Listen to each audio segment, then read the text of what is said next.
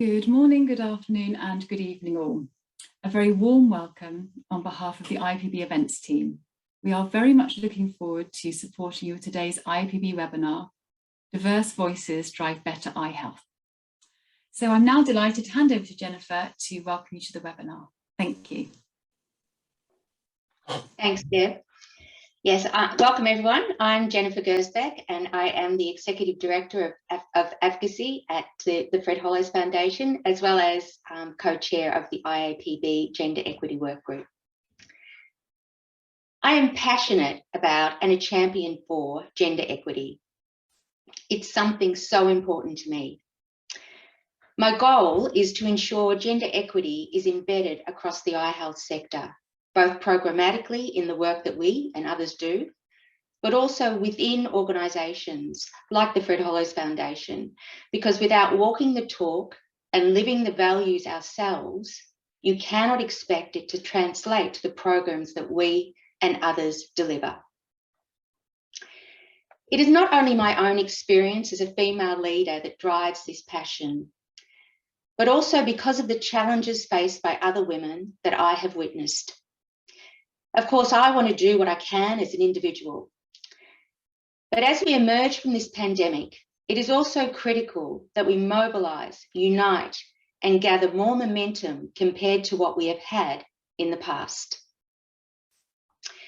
This year, the Gender Equity Work Group has spent some time asking ourselves questions like, why does this gender equity gap exist? And what barriers do women face in accessing healthcare?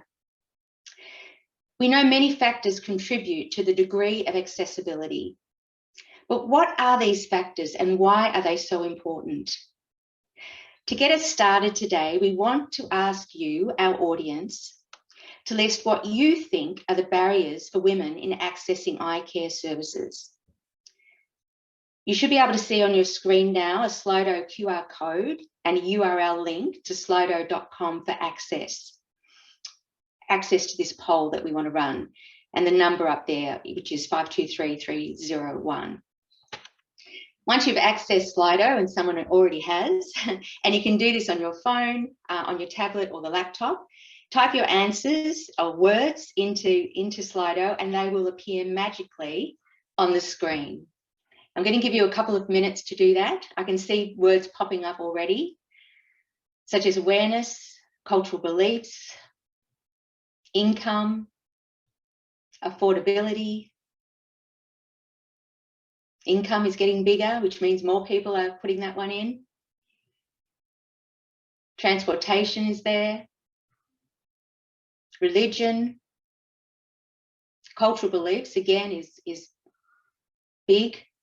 More and more people are putting that one in. We've got priorities. Time, family responsibility.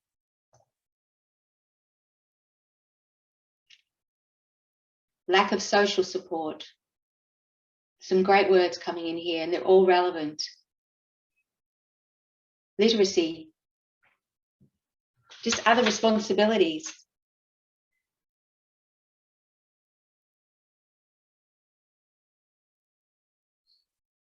Fear.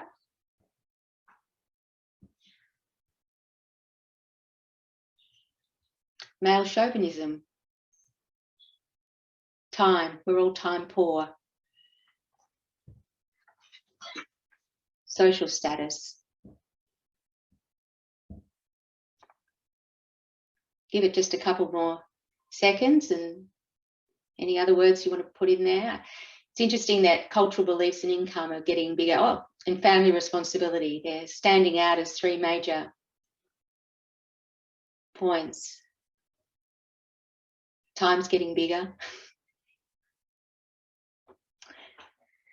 Okay, thank you everyone. I think that's probably quite a number of words thrown in there. And that's really, really helpful because it links seamlessly to this term, intersectionality, which has become a popular word, which gets bandied around a lot, but what does it actually mean? So we have a slide up there at the moment, and for anyone unable to access this image, it shows about 20 different coloured circles, and each one has a social marker. Some of them, we've seen a lot of these up in the previous slide. We've also got physical health, age, culture, language, sexual orientation, etc. This graphic is an attempt to break down and explain this term, intersectionality, which often means different things to different people depending on the context.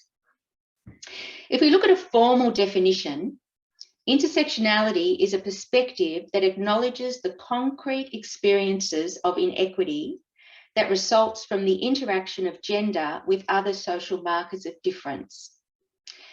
An intersectional approach acknowledges and works to understand the differences within and among groups, and therefore how these differences create unequal opportunities and access to resources. This is why it's so important to have diversity of thought, gender, race, etc. in all that we do, so that we do not exclude, or indeed further exclude, those who we seek to reach. Today, we have 3 speakers who are going to share their personal reflections in relation to experiencing intersectional barriers to eye health services. Dr. Swati Tomar is Professor and Unit Head in the Department of Ophthalmology at NIMS Medical College in Shahpur, India, and is Honorary Director at Swanetra Eye Hospital. She has a Master's in Ophthalmology from JN Medical College in India and did her fellowship in cornea and anterior segment services from LV Prasad Eye Institute in Hyderabad. Welcome, Swati.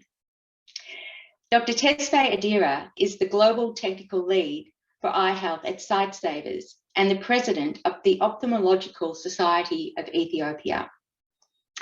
He is also a member and fellow of the Council of Ophthalmology for Eastern and Southern Africa. Welcome, Tesfaye. And finally, Professor Matthew Burton is the Director of the International Centre for Eye Health, based at the London School of Hygiene and Tropical Medicine, and is a Wellcome Trust Senior Research Fellow. He leads a large international research group of clinicians and scientists working to improve eye health in low and middle income countries. Welcome, Matthew. So to start us off, Tesfaye, would you like to share some of your reflections? Yes, thank you, Jennifer. Before I start my reflections, I would like to thank IIPB and organizers of this webinar for picking such an important topic, and also for letting me to share my experience here. So my topic is to share my experience about the African woman and what it means for an African woman in this setting. So the African woman is actually burdened with quite a lot of responsibilities. She is the center of the household. She needs to wake up early in the morning and makes breakfast for her husband, who usually is a farmer in most cases, but in other cases, he could be a worker of some other field. But then she needs to make breakfast, see him off, and then she takes care of the children, making breakfast, making sure that they are well fed and they can go to school or other places. And then she needs to take care of the animals in the household. After that, she cleans the house and is ready to do other household chores, like collecting firewood and preparing food. And then she goes out to collect water. Usually collecting water in an African setting means walking for a kilometer or 2, carrying water and coming back with the water. And then once that's ready, she goes off to help her husband in the field, in the farm. So as you can see, this is a busy day for her throughout the day. This is in addition to the fact that in Africa, family planning is not very common, and the woman in her childbearing age is most of the time pregnant. So that means she has to do all her chores while she's pregnant, and caring for children, breastfeeding, and all that. So this is in addition to the fact that Africa as a whole has a challenge with eye health services, services in health and all aspects. So some of the factors which affect eye care service in Africa include fear, lack of knowledge, lack of services, and economic conditions. All this will be affecting the African people as well as the African women. When we come to eye care services, cataract is a leading cause of blindness. It accounts for 50% of blindness in Africa. And unfortunately, women are more affected by cataract than men. So it means that the burden is more on women. But when we look at the data, women access cataract service much less than men. And there are a number of factors which are on top of those mentioned above, including inability to make decisions, the low priority that's given to women when they are sick, and the fact that she is seen as a second rate in the family as well. In Sightsavers, we approach the problem with different directions. We have a number of projects, mostly on eye health and education and other aspects of development. But in all our projects, we plan and make sure that the planning stage is including women. So women are included from the planning stage, during the implementation, and in the evaluation stage. Throughout the process, women are involved. So when we are preparing a project, we go and find out women through associations which are credible and known to have been effective, women associations. We identify women who are known in the society, and we come up with plans on how to address and make sure that women are actually accessing the eye health services. I've mentioned cataract. Cataract is a blinding eye condition which causes blindness, and it can be alleviated with a 20 to 30 minute surgery by a trained person. But unfortunately, in Africa, most women can go blind for 15 to 20 years or even die without restoring their sights. So Sightsavers works to alleviate these problems in all aspects. And also we work through advocacy, making sure that priority is given to eye health, to cataract services, and also to women and people with disabilities. We focus on those aspects by incorporating women, making sure that we have ambassadors working for eye health who are women, and also ensuring that the trainings that we give out for eye care professionals, for gender mainstreaming, are mainly around women and are involving women as well. So the burden is quite a lot. We can hope that it will be a way and access will be available for every woman, but it's going to be a long path. But when we do what we can do with partners, we'll be reducing the burden slowly and also making sure that the woman has good access to eye care and eye health services. Thank you. Thanks, Tessé. You make some really excellent points there. I mean, the life of an African woman is definitely not easy, that's for sure. It's great to hear that you are involving women in all the planning stages. But I'd like to ask you,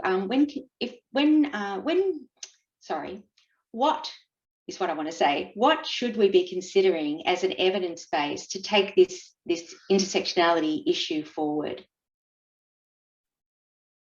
That's a great question. Actually, Sightsavers is also a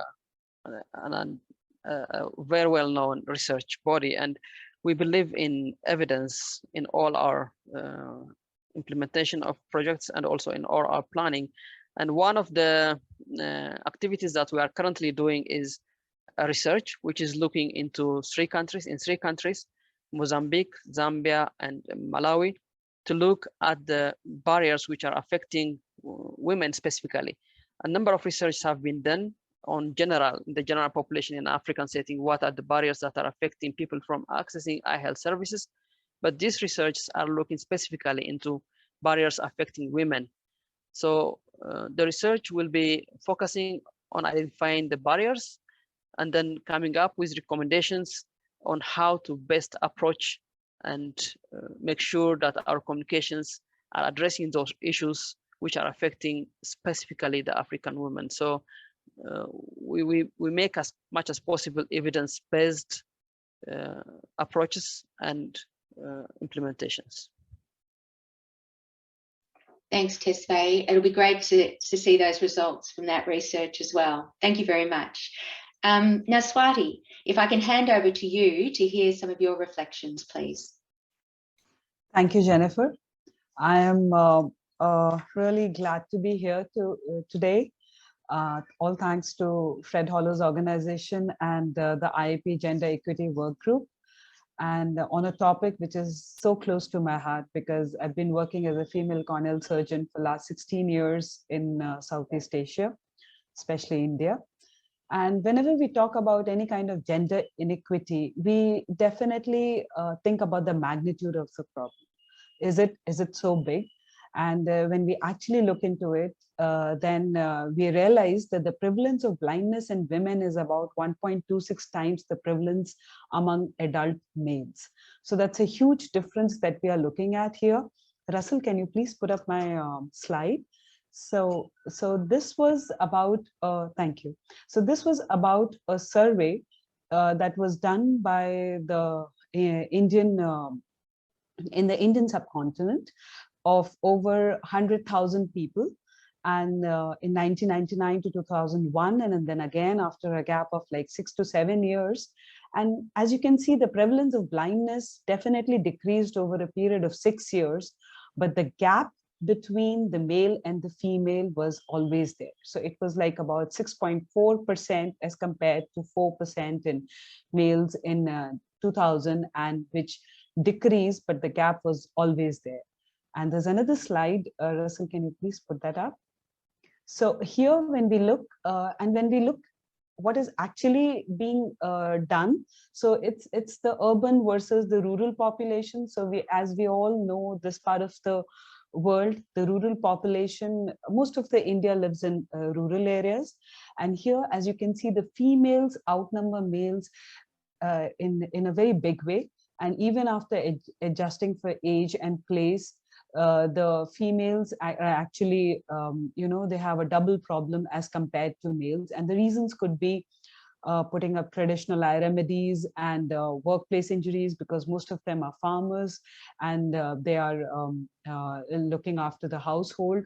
And also very important is the pharmacy and informal drug sellers that we come across, because in India, we can get any kind of medication from any pharmacy. We don't need a prescription for that. And a lot of times steroids or other drugs are prescribed by the pharmacist or the chemist, and when they report to the hospital, it's already too late.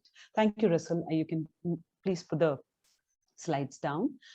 And but when we look at this, I always ponder over a period of my 16 years of working as a female corneal surgeon, I always wondered what was common in my patients who reported to my clinic or my hospital was that they were usually one-eyed. So most of them all had lost one eye, and when they reported to me, the other eye was practically blind. So the time taken by a female to report to the health services was much more prolonged as compared to the males, and females being cataract blind as compared to males was in fact 40% higher. So when we look at these patients, that why are they reporting late, most of them belong to a low or middle income group. So probably that was one of the questions that was put up, that they do not have enough of money to take care of their health. Also, most of them were from the rural background. So rural women, they reported late, and the level of education had a very significant association with the level of visual impairment that we see. So what is happening is actually that we have some invisible gatekeepers or decision makers who have a blind eye to all this, and the policymakers often have a limited capacity or knowledge about gender and gender inequities, or maybe they are not kind of pinpointing these areas. but also understanding men's position and vulnerabilities, the potential benefits or harm caused by their involvement, and why they are lacking support is very important for us to understand. Because what women want and why you want to run in why you want a Seeing is Believing initiative or Mission for Vision, all these working towards women, they are mainly governed by men. So here we see a lot of equity, differences, or not too much of inclusiveness of women in the design and delivery. And also I feel that we are not proactively addressing the needs of the vulnerable group, as would say women and children. So we always seek out to have targeted intervention. So what I always do is that I always target an elderly female who is cataract blind in poor settings to, we help them with providing transportation, we help them with providing medication, or at least telling them, counseling the males in the household who have the economic clout to come out and, get the females treated. Technology has reached almost every part of the world, and I would say in all the rural places of India, the technology has revolutionized healthcare, and this is what we should utilize, in these remote areas, especially women, that reaching their kitchen and telling them that how this could be adversely affecting your vision, and probably you won't be able to take care of your family, because that is their priority here also in Southeast Asia. So I believe that universal health coverage has no meaning if there's no eye care. And we have to kind of align the female health force with the eye health needs. So this is what my thoughts are, Jen. Thank you, Swati. I mean, those stats around the gap that you mentioned, they're quite frightening, really. Look, Swati, with your vast experience and as a female leader in eye health, what is the role we should all be playing to bridge this gap? See, I feel that women are the 70% of the global health force, but you would see only 25% in senior roles. So it is time to change the narrative. So the healthcare systems will be stronger when women who deliver them and they have an equal say in the designing of the policies, in the health planning, the national health plans, and the systems that are involved. And women, they form the basis of the pyramid of the healthcare, as we all know. So they should be valued as change agents of health and not as victims. So we need to shift our focus from, kind of playing the victim card to the policymakers, because all of them need to be involved equally. So the policymakers should have this a little, sensitiveness to the needs of the women and children, who seek healthcare. Couldn't agree more. Thank you, Swati. And for our third and final speaker, over to you, Matthew. Jennifer, thank you very much for inviting me today. It is really good that IPB is holding this webinar, not only about gender equity, but also widening the discussion to intersectionality, both in terms of the people the eye health sector is seeking to serve, and in terms of the organizations and actors in this field. We've already heard there are many examples of how women's eye health needs are less well addressed than men's. However, there are relatively few studies that explore intersectionality, how, for example, gender and other social dimensions interact. For me, perhaps the most striking example of this is an analysis performed by Jackie Ramke and other colleagues at ICH of the national vision impairment surveys from Nigeria and Sri Lanka. These were nationally representative surveys of people aged 40 years and above. And what they did was to disaggregate the data around cataract blindness by gender, marital status, and whether people lived in urban and rural areas. And in both countries, unmarried women, mostly widows, living in rural areas were about 15% of the population over 40. However, this group carried 48% of all cataract blindness in both countries, striking how similar this was. And this illustrates how the intersection of inequalities can multiply, leading to some groups within societies being profoundly underserved and left behind. And it highlights the importance of disaggregating data to better understand this in order to guide the delivery of services and monitor for change. So organizations that are more diverse are more likely to consider otherwise marginalized perspectives by promoting gender and ethnic minority-focused priorities and knowledge creation. Over the last 2 years, as part of the Lancet Commission on Global Eye Health, we've explored the intersection of social dimensions in eye health research, organizations, and leadership in several ways. And we found widespread evidence that the eye health sector is currently not sufficiently diverse. We analysed the more than 150,000 papers published between 2000 and 2019 and found that only 33%, 1/3 of the authors, were women, increasing slowly in the first decade from about 28% to 37% in the second decade. And we also analysed the editorial boards of 112 ophthalmology journals and found that women held only about 23% of all these editorial positions. We've examined gender and ethnic diversity in global ophthalmology and optometry association leadership and found again about 1/3, 1 in 3 board members were women. And finally, for IPB, we looked at the leadership of 119 IPB member organizations. And what we found was that women held 18% of the chairs of those organizations, held 28% of board positions, were about 41% of the senior management and 34% of CEOs. Closer to home at ICH, we've been thinking quite a lot about how to strengthen equity, diversity, and inclusion in our own team and work. And we've been working through a number of areas over the last couple of years to seek to strengthen this. So, for example, our leadership team is now majority female and ethnically diverse. Our new external advisory panel of 9 people includes 4 women, 7 people from non-European heritage, and 4 nationals of low and middle income countries. We've established an equity, diversity, and inclusion working group that is examining several areas of our work, including decolonizing the curriculum in global eye health and patterns of authorship in our publications.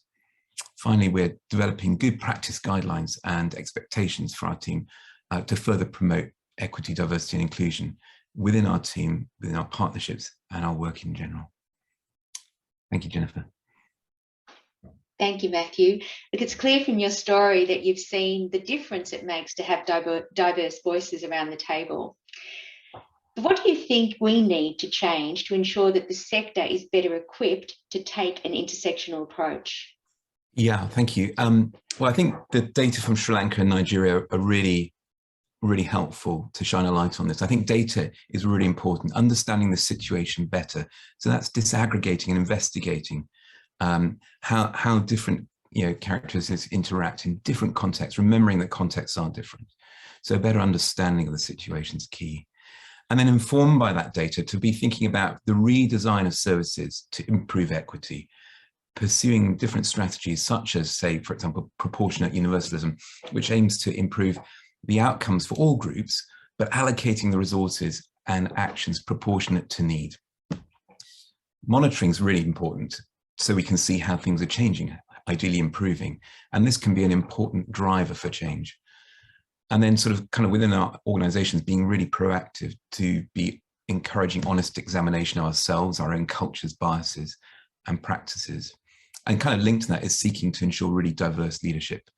I think many of us would agree that many of these positive changes will follow naturally if you've got a diverse leadership group. And that will involve making space, making room, and foregoing privilege for some. So those are some reflections. That's great reflections. Yeah, I guess we all have to be much more intentional about our actions in this space and in many spaces indeed. Okay, so thank you, Matthew, and thank you, Swati and Tesfaye too. I'd now like to encourage some audience participation. So if all of the speakers could perhaps pop their video back on, and I would invite questions from the audience. Louisa is going to help keep an eye on questions, and I we'll check to see if there are any questions coming through in just a moment. But I might kick off with a question of my own first. And Tesfaye, I might start off, seeing it's been a few minutes since you last spoke. Perhaps you can tell us what are the participatory methods we should be considering in this area? Thank you, Jennifer. We believe in Sightsavers that participatory methods are very important because issues relating to women should come from women, and women should be actually involved in the planning and also in coming up with ways of solving those issues. So in Sightsavers, so for example, the participatory methods we use is we identify women groups in the country and also in the districts that we work in. We identify renowned and well-spoken women from the society, women leaders, and we involve them in our planning stage. Not at the after implementation has started, not after the project has been designed already, but at the beginning, when we are thinking about a project, we go and involve women. And it's surprising how different the views could be from what we usually think should be the way we go about addressing women's problems. Some of the issues that come up are completely different from what we have thought we should be doing. So it shows that people who are the owners of the problem should be part of the solution. They should be the ones coming up with the solutions. And it's also important to involve women in the planning and implementation as well. A good example is, for example, in Mozambique, we identified one of the challenges in getting women to come for cataract surgeries was because the community health workers who are going house to house identifying people with cataract were men, and they don't really interact with women in the household. So it was suggested that we should be training more women community health workers to go identify people with cataract, and that made a change. So more women were able to come forward because the woman who was going to their door had the ability to talk to them and also convince them to come forward for the surgery. So participatory methods should be in all stages, from the planning, implementation, and then at the evaluation and reshaping of other future projects as well should be done like that. Thank you, Jennifer. Thanks, Tesfaye. Great examples. I mean, it seems so simple, you know, include the people who you're trying to serve in the discussion, the planning. Having those diverse voices makes such a big difference. Louisa, I might just throw to you and ask, have any questions been posted in the chat box from anyone for any of our speakers? Yes. Well, actually, this is probably one for you, Jennifer, actually. So, oh, no. yes. So, you know, today we have 2 men. We have 2 female. We were very intentional in making sure that we had a gender balance. But one of the questions that's been raised is asking, you know, why have we got men talking about women or for women? So I just wondered if you wanted to give some reflections on some of the thinking behind our invitations today. So just so I'm clear, you're saying the question was, why do we have men talking about women? Why do we have an African man talking about African women? Was the question. It's a really good question in some ways, but I think that one of the things that we have talked a lot about in this gender equity space is that I think there's this perception, particularly amongst some men, that it's a women's issue. And we know that gender equity is an everybody's issue. It's not a women's issue. So if we don't have diverse voices talking about the issue, we are never going to fix the problem of gender equity. Because when you think about it, if all the women are just talking to each other, but none of the men are listening to what the women have to say and don't understand the issues at hand, the problem's always going to exist. So that's why we have men. We are living what we said is in the title of this webinar, around diverse voices delivers better eye care. We believe very strongly in diversity in all shapes and forms, and that includes men talking about women, and it includes women talking about men. But if anyone else would like to answer that question, please chime in. Can I Swati? Yeah. Yes. So Please. I have very well said, Jennifer. I think I have just little one sentence to add, that men are equally vulnerable as women. So we should not be, kind of saying that men are not taking care of women. It's not that. They're equally vulnerable. It's just that the understandability of a problem should be a little more amongst a few men. That's all I would say. It's not that all men are like that. So it's Well said. it's Well just that said. they're equally vulnerable. Yes, we mustn't generalize. Louisa, any more questions? Oh, Tesfaye, sorry, please. Yes, Jennifer, I just wanted to add that most of the challenge that a woman faces in our countries is actually because of the society. Society has shaped the thinkings of people like that. And in most African cases, and also I'm sure in Asia and in other countries, societies are dominated by men's thinking.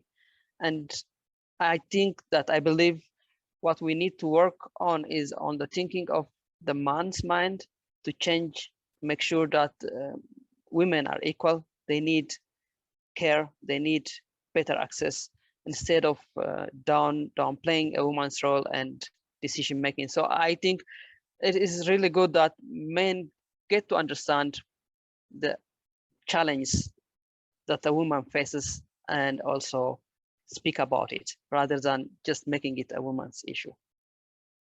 Thank you. Totally agree. Thank you. Well said. Did you want to add anything, Matthew? To this debate, well, I mean, when I was asked initially, would I like to participate, that was kind of almost my response, which was, doesn't this feel inappropriate for me to be speaking into this space? And Jackie, my colleague, helped me to work that through. Actually, I really need to be kind of speaking into the space in the context of our work to kind of be part of the change, hopefully, in a positive way. So I think that's all I want to say. But I mean, I think it's important, as others have said, that men are part of this conversation. They're part of the solution, and owning their responsibility in this context. Yeah, I think until men are fully included in owning this conversation, the problem's always going to exist. So that's unfortunately the truth. Louisa, any other questions? Yes, we've got one more. At what point does vulnerability start? Do we have more girls suffering from eye diseases? Who would like to pick that one up? Swati, do you want to start? Or Yes. Yeah. So we definitely have girls who are more involved, because in our part of the world, Southeast Asia, I would say, that the females are usually taking care of the household. So they are more amenable to household injuries and agricultural injuries, and also the men who are taking them to the hospital are not actually really taking care of it. So they report to the hospital pretty late, and I see equal number of girls and women as compared to boys and men reporting to the hospital. So I would say that they're definitely vulnerable, like their mothers, and they lose sight very early on in one or both eyes. Yes. thank you. Tesfaye, did you want to add something? Yeah. Yes, like Swati said, women are more vulnerable. I think we can take trachoma, for example. Trachoma is an eye disease, an infectious eye disease, which is causing blindness in rural areas. And when we look at trachoma, the transmission is through a fly, which is called Musca cerviens, which breeds around the droppings of animals. And like I discussed earlier, the woman is the one who takes care of the children and the animals in an African setting. So she's very much close to the household, to cow dung, and also to the children, who are more likely to be infected with trachoma bacteria. So children and women are mostly affected. And when we look at the prevalence of corneal opacity, which results from trachoma, it's mostly on women. So you see, even though children are affected at the beginning of trachoma, the boys and the girls will get well with a scar, but the woman with a repeated infection will be more affected. So it's a number of factors coming together.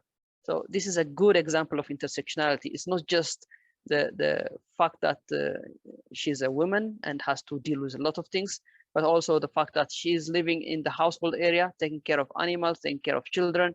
She doesn't have time for herself, and she doesn't have the economic power to go and get treatment, which leads into corneal opacity and blindness. So yeah, women are more affected because of various factors. Thanks, Tesfa. Yeah, excellent example of intersectionality. Louisa? Oh, Matthew, did you want to add anything, or will I go see if there's... No, not especially. I think Tesfa's talked. Yeah, I'll see if there are any other questions.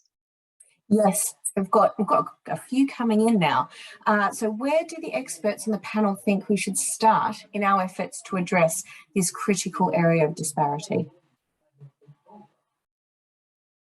Matthew, perhaps you could start with that one. Yeah, I guess, I mean, I think I sort of touched on a number of these points earlier, which is, I think really understanding the situation better than we do is very important. It isn't simply all women are being left behind. There are particular groups of women and others, and there are particular groups of men indeed in some areas who are also being left behind. So I think a really good understanding of key dimensions of the intersectionality, and it's really great that you've highlighted this in this webinar, is to begin to disaggregate, collect data in such a way that we can begin to meaningfully disaggregate it. And that will help us think about solutions, understanding the problem, the key groups thinking, and then being able to focus our efforts really more intensively on the groups that are being underserved. So I think that's a key thing. And then I think this concept of proportional universalism is really helpful, because basically it's not saying everybody gets the same access to the same services, because those that are better off tend to do better under those circumstances. It's being, word you use earlier, Jennifer, intentional about targeting services to those that need them most. So it's proportionate to need, and that that will require a shift in the culture. So it will require accepting actually we may not be able to do the vast numbers of, say, cataract surgeries that we might be able to do if you just went to urban areas. If you also want to focus on folk in rural areas who are being left behind because they have less easy access to services. So there'll be some important decisions and trade-offs that will need to be made in that process in how we deliver services, but to try and bring everybody up. Yes, yeah, excellent point. I mean, it really is that broader equity issue, isn't it, in terms of how we apply our services. And of course, data disaggregation is quite a red hot topic that we talk about quite a lot, which we need to do much better than what we've been doing. Swati or Tesfa, would you like to add anything further? Yeah, I think Matthew has really put it very well, and I agree, because we need to prioritize the low and middle income countries where these gender inequities have a wider impact. And also we should always evaluate the impact of these gender transformative interventions, because unless we know the impact of these interventions that we are doing, we would never be able to improve. So we are actually focusing on right now, what I feel is we should be focusing on the workplace systems and the cultures, and we should not be focusing too much on women also, because we need to fix those systems also with the women, because it's not only about women and taking care of women or access to the health and how they reach and are they getting operated. It's also about the systems that we put in place and kind of fix those systems to the need of the women in a certain area, because every continent has a different problem and a different set of healthcare facilities. So I completely agree, and we should evaluate these impact related gender interventions. That's my take. Thanks, Swati. Yeah, I agree. I mean, systemic change is the only way we're going to achieve real sustainability, I think. So it's hard and it takes time, but it's really important. Tesfaye, did you want to add anything? Yes, Jennifer, I agree with both Matthew and Swati. I mean, knowing the challenge, the problem is more than halfway through the solution. So we have quite a lot of data being gathered in different areas, different countries, different stakeholders, and we need to know exactly what the problem is, how we should be addressing it, and how it should be improved. But as I was saying earlier, the solution should be coming at all levels, not starting from one end to another, for example, not starting from the policymakers and government and going down to the district and also at the grassroots level, but it should be done at multiple levels and with the participation of all stakeholders, women's group, to come up with a solution. So knowing data, disaggregation, analysis, and coming up with a clear idea of the challenge, where the problems are, and coming up with a solution in a participatory method, addressing both high-level decision makers and also at the family level in the household, should be our way of approaching it. A whole system change will take a long time, but addressing it should be our priority. Lovely summary, Tesfaye. I have a feeling we may have run out of time with our Q&A. I presume we've got a few more questions. Is there some way that we can perhaps address them post the webinar, Louisa? Well, I think that the one question we've got left is how do we make a change individually? And I think that links seamlessly to where you were going to take people. Where I'm going to head. So perfect. Well. Works well. Thank you, Louisa. Yeah, well, thanks everyone. That was a great conversation. And I think, you know, we can agree that it was really quite enlightening in many ways. But of course, you know, conversations are great, but taking action is even better. So Tesfaye, Swati and Matthew, perhaps you can give us 3 words that sum up your own practical takeaways from this session. So this is where we get to the individual piece. And while they're doing that, I'll give you a second to think about that. I will ask the audience too, if you wanted to pop your own takeaways in the chat box, please go ahead. So perhaps who would like to start? Tesfaye, do you want to start? Yes, I can think of participatory and collaborative methods.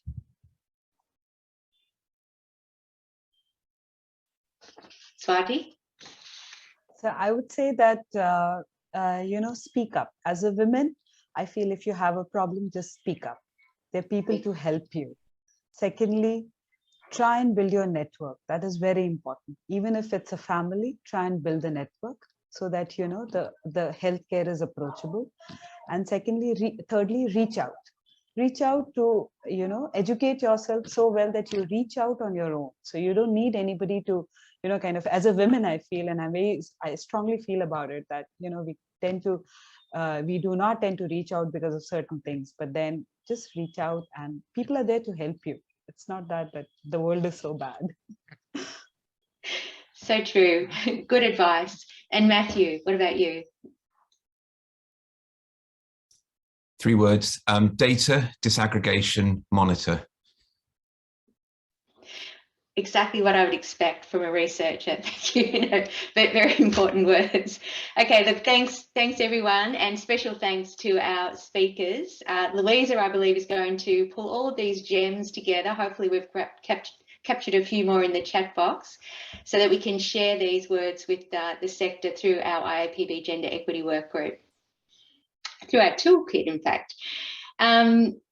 Now, I think, Louisa, you are going to put up a link to the toolkit right now. We would love all of you to use the toolkit if you haven't already. I'm sure some of you have, but also to promote it to others.